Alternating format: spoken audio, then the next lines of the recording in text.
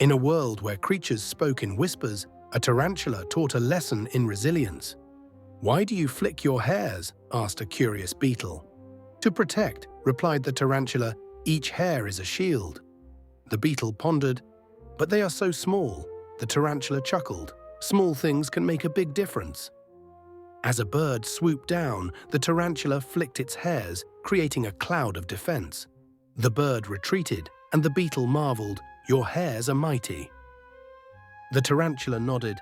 "Strength lies in the unexpected."